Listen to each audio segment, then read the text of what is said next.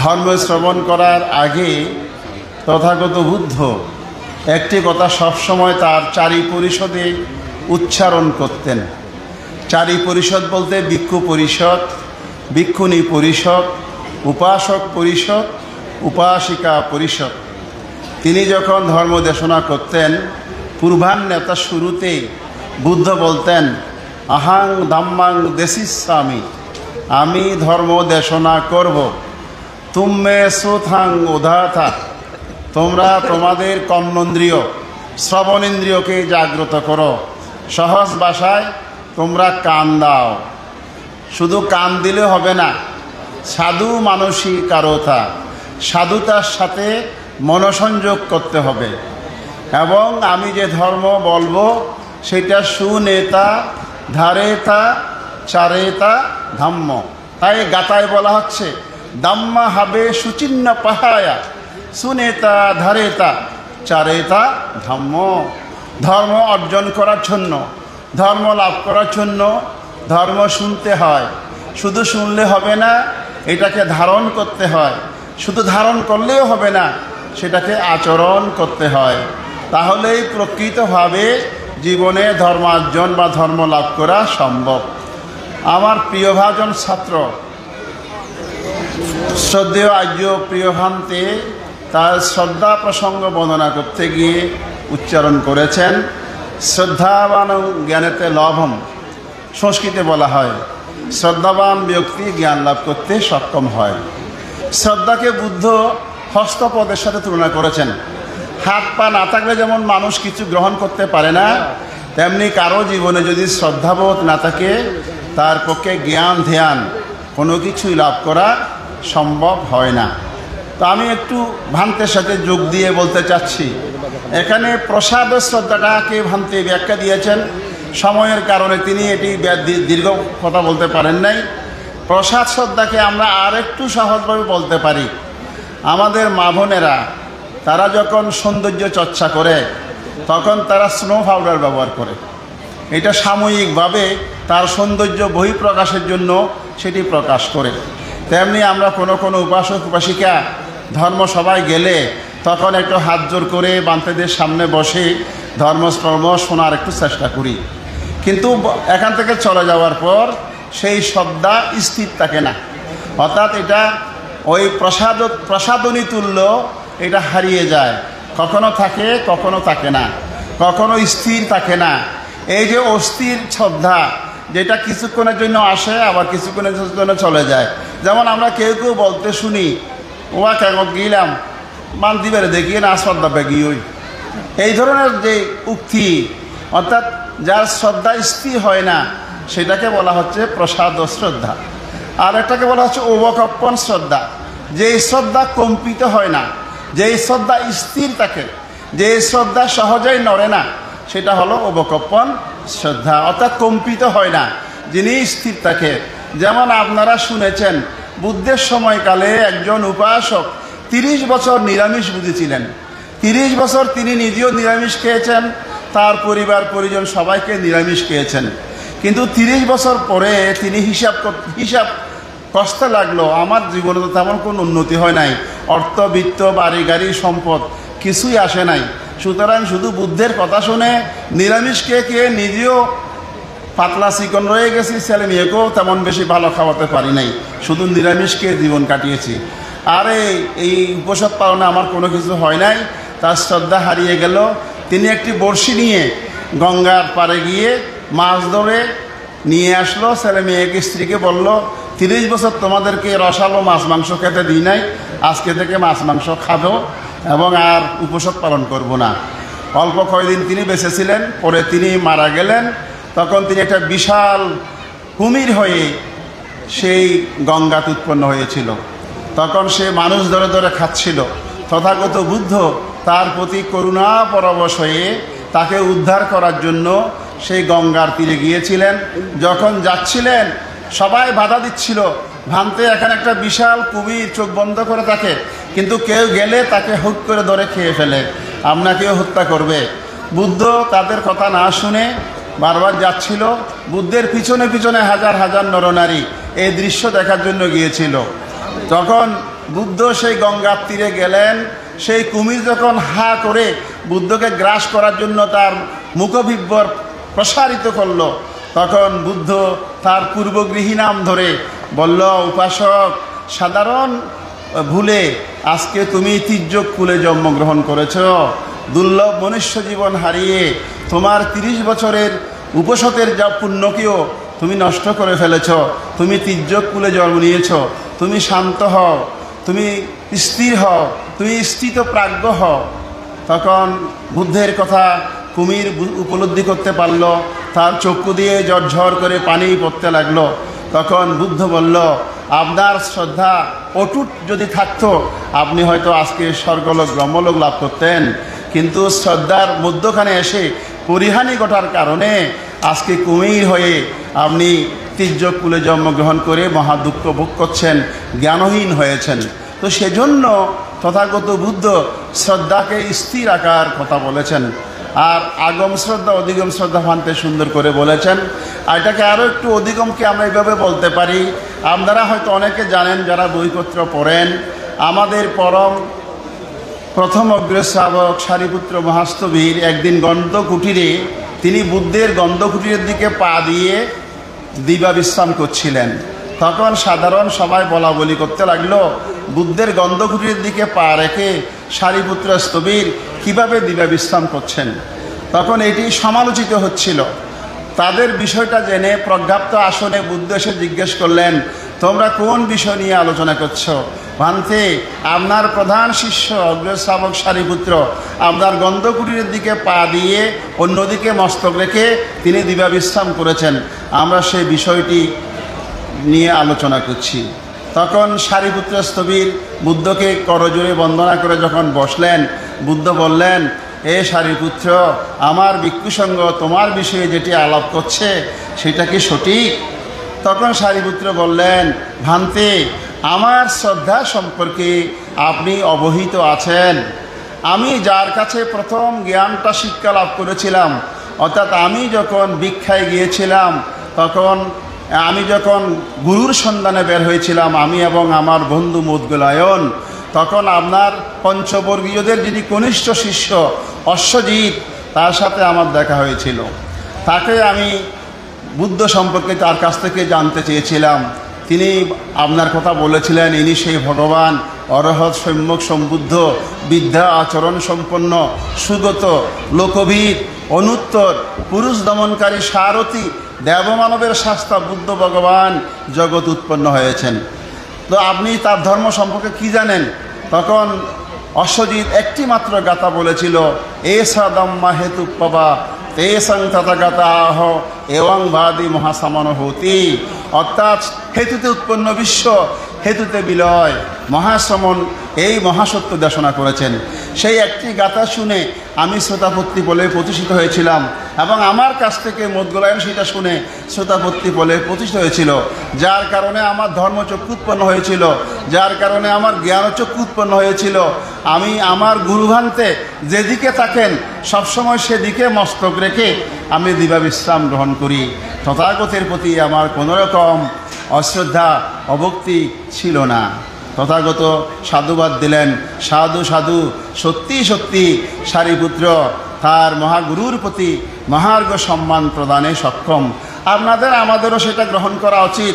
আমরা কোনো ছেলে মেয়ে লেখাপড়া শিখে যখন বড় হই, বড় চাকরি করি, বড় প্রতিষ্ঠানের আমরা নিজেরা যখন প্রতিষ্ঠিত হই, তখন আমাদের অজ্ঞানী অথবা কম শিক্ষিত, অল্প শিক্ষিত মা বাবা, ভাই বোন, জ্ঞাতি স্বজন, তাদেরকে অবহেলা করি, অবজ্ঞা করি, তাদের প্রতি সম্মান প্রদর্শন করি না। অনেকে তাদের পরিচয় দিতে চাই না, যেন আমার মানের ক্ষতি হবে, সম্মানের হানি ঘটবে। সেই সারিপুত্র মহাস্তবীর সে শিক্ষাই দিয়েছিলেন, যেই সারিপুত্র সম্পর্কে ভগবান বুদ্ধ বলেছিলেন, আমার সমস্ত শিষ্যদেরকে যদি পাল্লার মধ্যে নিক্তিতে যদি ওজন মাপা হয়, সারিপুত্রকে এক পাল্লায় দিলে, সমস্ত ভিক্ষু সংঘকে এক পাল্লায় দিলে, তথাপি সারিপুত্রের পাল্লা ভারী হবে। সেই জন্য সে ধর্ম সেনাপতি বুদ্ধ এবং সারিপুত্রকে বলা হতো অনুবুদ্ধ।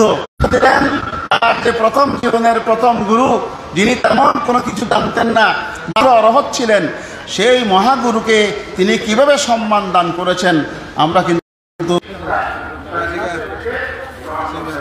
একটা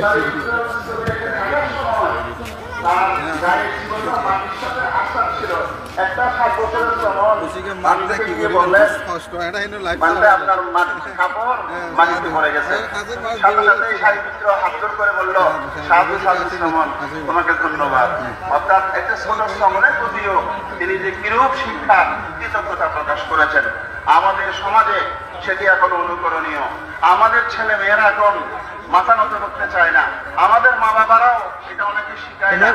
আমরা এখনো, আমি প্রিন্সিপাল হয়েছি, আমি ক্লাস 1 অফিসার হয়েছি, আমি সরকারের তৃতীয় গ্রেডের কর্মকর্তা হয়েছি, কিন্তু এখনো আমি আমার প্রাইমারি শিক্ষকের পায়ে মাথা নত করে প্রণাম করি। কিন্তু আমাদের ছাত্ররা নমস্কার দেওয়ার ভয়ে লুকিয়ে থাকে, মুখ ঘুরিয়ে থাকে, কখনো কখনো তারা দূর থেকে একটা নমস্কার সাফলে চলে যায়। মাতা পিতার প্রতি ভক্তি, সম্মানিত ব্যক্তি, এগুলো কিন্তু দরকার। বুদ্ধ কথা বলেছেন, পূজা করলে পূজা, বান্দা পূজা করলে পূজা পায়, বন্দনা করলে বন্দনা পায়, সম্মান করলে সম্মান পায়, গৌরব করলে গৌরব লাভ করে। সুতরাং আমাদেরকে সেই শিক্ষায় আমাদের ছেলে মেয়েদেরকে সমুন্নত করতে হবে। তাদেরকে মাতা পিতার প্রতি, গুরু বয়োজ্যেষ্ঠদের প্রতি, সম্মানিত ব্যক্তির প্রতি, সকলের প্রতি সম্মান প্রদর্শনের শিক্ষা হাতে কলমে দিতে হবে। তাহলেই কিন্তু সে আস্তে আস্তে সে শিক্ষায় সমুন্নত হবে। জ্ঞান 3 প্রকার। দর্শন শাস্ত্র জ্ঞানকে 3 ভাগে ভাগ করা হয়, বৌদ্ধ শাস্ত্র জ্ঞানকে 3 ভাগে ভাগ করা হয়। একটাকে বলা হয় শ্রুতময় জ্ঞান, একটাকে বলা হয় চিন্তাময় জ্ঞান, আরেকটিকে বলা হয় ভাবনাময় জ্ঞান। শ্রুতময় জ্ঞান কি? বইপত্র পড়ে মানুষের কাছ থেকে শিখে হাতে কলমে আমরা যে শিক্ষাগুলো গ্রহণ করে জীবন জীবিকা নির্বাহ করি, সেটাকে বলা হয় শ্রুতময় জ্ঞান। সেই শ্রুতময় জ্ঞান অসংখ্য প্রকার, অসংখ্য ভাগে ভাগ করা যায়। আমরা লেখাপড়া শিখেছি, এটাও শ্রুতময় জ্ঞান। এবং চিন্তাময় জ্ঞান কি? যখন কোন ব্যক্তি বা ব্যক্তিরই যখন চিন্তাধারা তার আবিষ্কার করে, ইনোভেশন ডিসকভার করে, যেমন যারা বিজ্ঞানী, যারা চিন্তাবিদ, দার্শনিক, তারা যে জ্ঞান তথ্য প্রচার করে, সেটাকে বলা হচ্ছে চিন্তাময় জ্ঞান। যেমন আমরা বলি জন বিয়ার টেলিভিশন আবিষ্কার করেছেন, মার্কনি ব্যাপার যন্ত্র আবিষ্কার করছেন, এরকম অনেকগুলো যারা আমরা পরিভোগ করছি বিভিন্ন বস্তু সামগ্রী, সেটাকে বলা হচ্ছে চিন্তাময় জ্ঞান। তাদের চিন্তা জ্ঞানের যেগুলো। আর বুদ্ধ যে জ্ঞানের কথা বলেছেন সেটা হলো পরমাত্ম জ্ঞান, যেটাকে বলা হয় আসক্ত জ্ঞান। এই জ্ঞান হতে পারে না, সেজন্য বুদ্ধ এই প্রজ্ঞাময় জ্ঞানকে সর্বোচ্চ অধিকার দিয়েছে। সুধীমণ্ডলী, এই যারা প্রজ্ঞাময় জ্ঞান লাভ করেন তাদের চিত্তেরও অভাবনীয় উন্নতি ঘটে। আমাদের চিত্তগুলোকে প্রধানত 4 ভাগে ভাগ করা হয়। একটাকে বলা হয় কামাবচর চিত্ত, একটাকে বলা হয় রূপাবচর চিত্ত, আরেকটাকে বলা হয় অরূপাবচর চিত্ত, আরেকটাকে বলা হয় লোকুত্ব চিত্ত। লোকুত্ব চিত্তের অধিকারী কারা হয়? যারা শ্রোতাবুদ্ধি শ্রোতাবুদ্ধি ফল, সুবিধামী সুবিধামী ফল, অনাগামী অনাগামী ফল, অরহত্ত অরহত্ত ফলের অধিকারী হয়, তারাই লোকুত্ব চিত্তের অধিকারী হয়। কামাবচর চিত্ত কাদের মধ্যে থাকে? 31 লোকভূমির মধ্যে আপনারা সবাই জানেন 11টি ভূমিকে কামভূমি বলা হয়। 11টি ভূমির মধ্যে 7টি হলো সুগতি ভূমি, 4টি হলো দুর্গতি ভূমি। 4টি দুর্গতি ভূমি কি? ছাড়ি, অপায়, তীর্য, প্রেত, অসুর, নরক। এখানে যে সমস্ত সত্তা বাস করে তারা সবাই কামাবচর চিত্তে অবস্থান করে, বচর মানে বিচরণ করে, কামচেতনা সেক্স, যেটা তাদের মধ্যে বিদ্যমান থাকে। আর 6টি দেবলোক, মনুষ্য লোক। এই 7 ভূমিতে আমরা যে সমস্ত সত্তাগণ আছি তাদের মধ্যে কামপ্রধান থাকে বিধায় এটাকে কামাবচর চিত্তের অধিকারী সত্তা বলা হয়। বুদ্ধ 16টি ব্রহ্মদের কথা বলেছেন, রূপব্রহ্ম।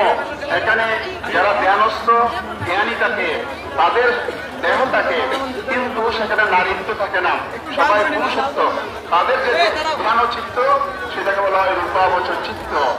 এবং 4টি অসংখ্য ব্রহ্মলোক আছে যেখানে দেহ থাকে না, চিত্ত অবস্থান করে।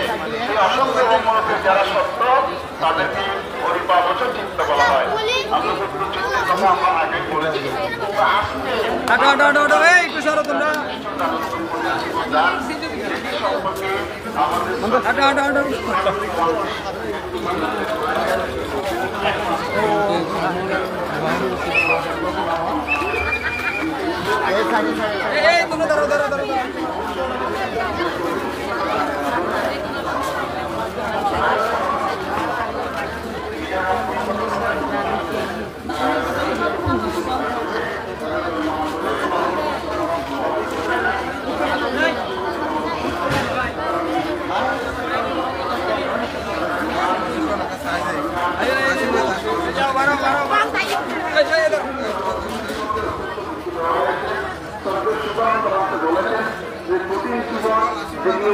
গ্রহণকারী স্কুল লাভ করতে পারে না। কথাটা অত্যন্ত সত্য। বর্ষাবাস দুই প্রকার, প্রবারণাও দুই প্রকার। আষাঢ়ী পূর্ণিমায় যে বর্ষাবাস শুরু হয় সেটাকে বলা হয় প্রথম বর্ষাবাস। তিনি আশ্বিনী পূর্ণিমায় প্রবারণা করবেন, সেটাকে বলা হয় পূর্বতাত্ত্বিক প্রবারণা। বা কোনো ব্যক্তি যদি আষাঢ়ী পূর্ণিমায় বর্ষাবাস গ্রহণ করতে না পারে, তিনি দ্বিতীয় বর্ষাবাস শুরু করতে পারেন। অর্থাৎ তিনি আগামী কার্তিকী পূর্ণিমায় বর্ষাবাস শেষ করবেন। এটাকে বলা হয় পশ্চিম কার্তিক প্রবারণা। তাই কঠিন জীবনের সাথে তিনটি বিষয় সম্পর্কিত আছেন: বর্ষাবাস, প্রবারণা এবং কঠিন জীবন। তিনটা একটার সাথে একটা অঙ্গাঙ্গভাবে জড়িত, এবং এখানে একটি যদি আস্করণ হয়ে যায় তাহলে কিন্তু কঠিন জীবন হয় না। আবার একটা কথা বলা হইল আমাদের শ্রদ্ধা ভিক্ষু সঙ্গের কাছে ক্ষমা প্রার্থনা করে বলছি, কোন ব্যক্তি যদি দুর্বলের ভিক্ষু থাকে, দুর্বলের ভিক্ষু থাকা মানে তার ভিক্ষুত্ব নাই, চুরি করে সে ভিক্ষু আছে, চুরি করে সে বসবাস করছে, চুরি করে সে বিহার উদ্যোগ হয়েছে, সে যদি কঠিন জীবন সততা করে তার কোনো লাভ হবে না। অর্থাৎ কঠিন জীবন তার উপকারে আসবে না। ফাতরে যেমন বিদ্যা থাকলে গজায় না, অনুরূপ কোন পারাধিকা ভ্রষ্ট স্খলিত প্রচলিত ভিক্ষু কঠিন জীবন গ্রহণ করলেও সেটা কিন্তু কেউ লোক দেখানো হবে, সেজন্য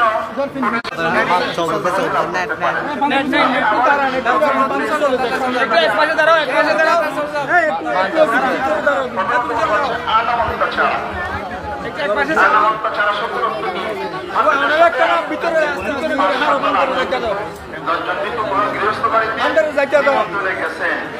কিন্তু বাচ্চাদেরকে না বলিয়া তিনি যদি অন্য কোনো গৃহস্থ বাড়িতে যায় তাহলে কিন্তু তার একটি আপত্তি হয়। 287 মধ্যে একটা শীল তার অঙ্গ হয়।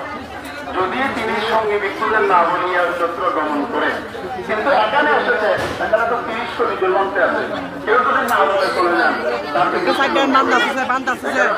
কোন গৃহস্থ বাড়িতে গিয়ে যদি অন্য কোনো গৃহস্থ বাড়িতে সে যেতে চায় তাকে সঙ্গে বলে যেতে হয়। যদি না বলিয়া গমন করে তাহলে সে কি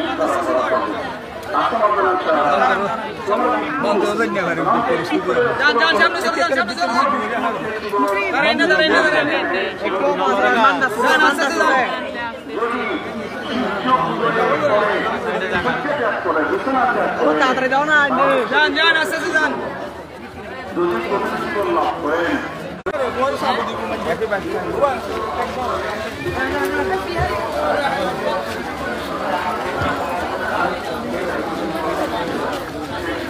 মাইক কেউ না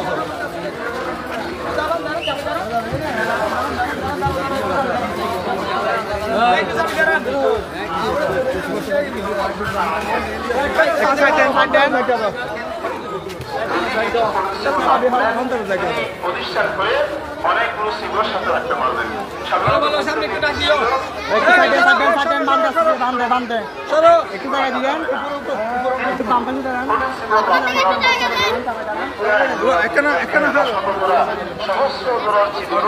নিজের আয়ত্তে রাখতে পারবেন।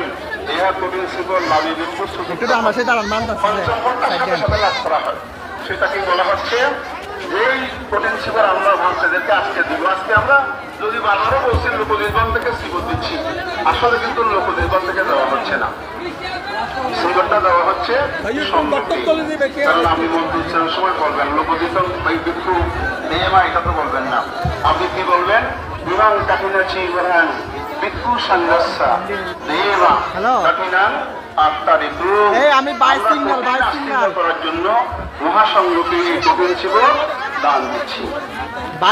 আমি 22 সিঙ্গেল যখন সীমা ঘুরে যাবেন অথবা বুদ্ধের সামনে যতজন ভিক্ষু বসবাস করেছে লোকজন তাকে একা করে নাই। আমাদের আগের বিয়ের মধ্যে একজন মৃত্যু থাকতো, এখন তো 10 জন 15 জন মৃত্যু থাকে, 100 জন 1000 জন মৃত্যু থাকে। যেমন বার্মা, থাইল্যান্ড, শ্রীলঙ্কাতে এক বিহারে 1000 মৃত্যু থাকে। তো এখন তো একাবারটি ঘটনা ছিল কি একটা বিহারে হয় না, একটা ঘটনা ছিল না। তখন ওই ভান্তাদেরকে বলা হয় এরা ঘটনা ছিল এক গ্রহণ করবে। তখন ওই রবীন্দ্রনাথ বলল এরা আমি গ্রহণ করবো না, গ্রহণ করবে। তখন সরকারের সঙ্গে সঙ্গে গিয়ে বলবেন এই মহাসংঘ আমাদের কাছে আত্মকান গল্পের সংঘর্ষা কাটিনা ধামিত কাটিনাত্মারও আনমুধামী সংঘ আমাদের মহান উপস্থিত সংঘ, আপনারা সেটা অনুমোদন করুন। তখন বিপ্লব যারা বসবাস করেছে তারা বলছে আনমুধামী, যদি ছোট হয় আনুদামী অবশ্যই, যদি বড় হয় আনুদামী গন্তে আমরা অনুমোদন করলাম।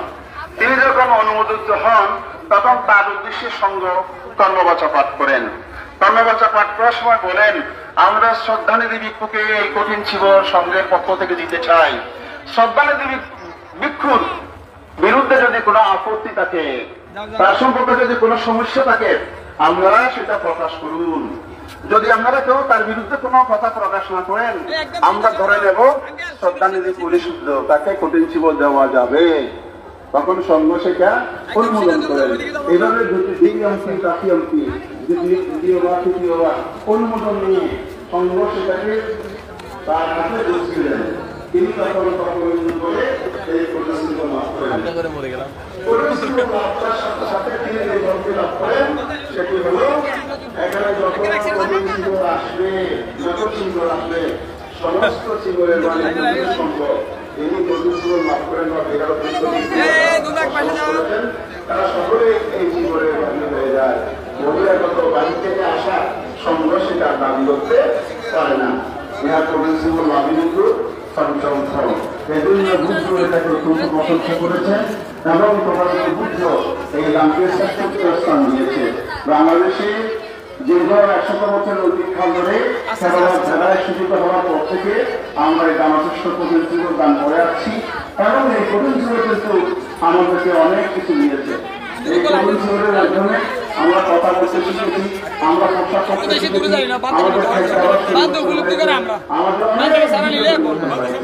আমি ছোটবেলায় অনেক কম ছিল, আমাদের বড় ভাইরা আরো অনেক বেশি দেখেছে।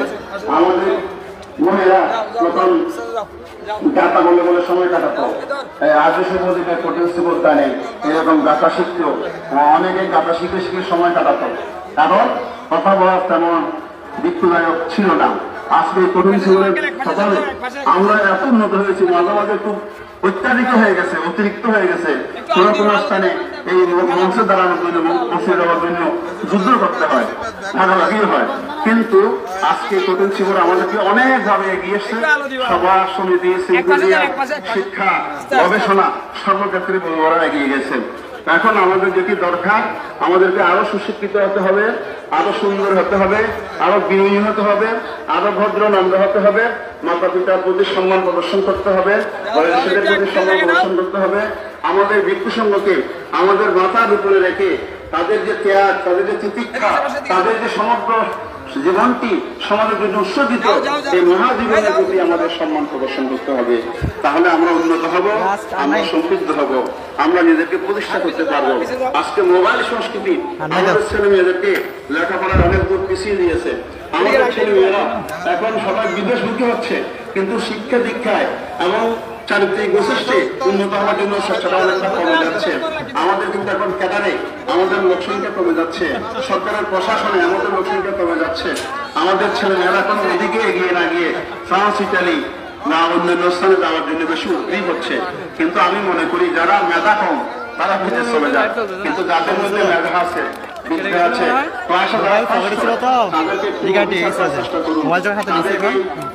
বিশ্ববিদ্যালয়ের শিক্ষক, সরকারি শিক্ষক, প্রশাসনের যে বিভিন্ন পদে প্রতিষ্ঠিত করার মতো শিক্ষা দীক্ষায় সমুন্নত করুন এবং আমার মারা যারা আছেন তাদেরকে একটু ধর্ম শিক্ষায় উজ্জীবিত করুন।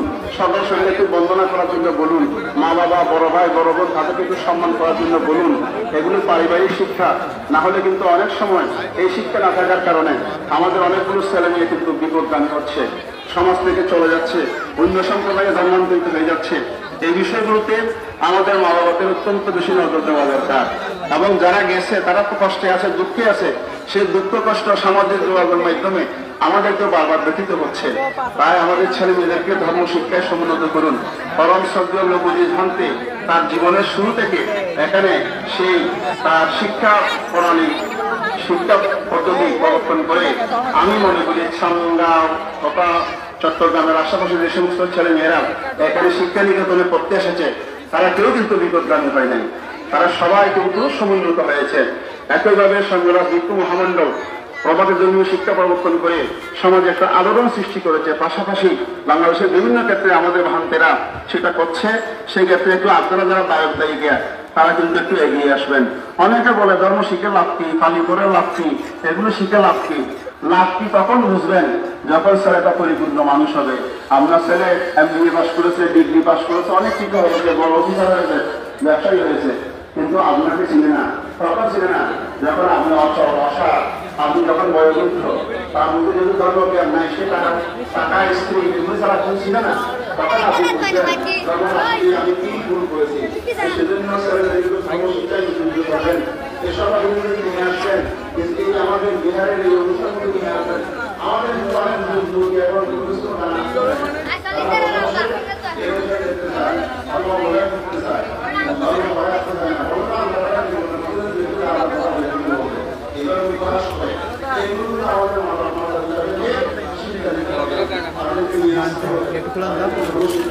বান্ধাচ্ছে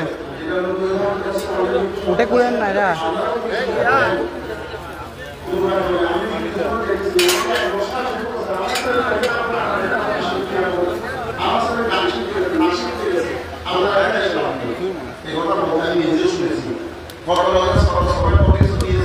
কিন্তু পরে পরে আর থাকে না।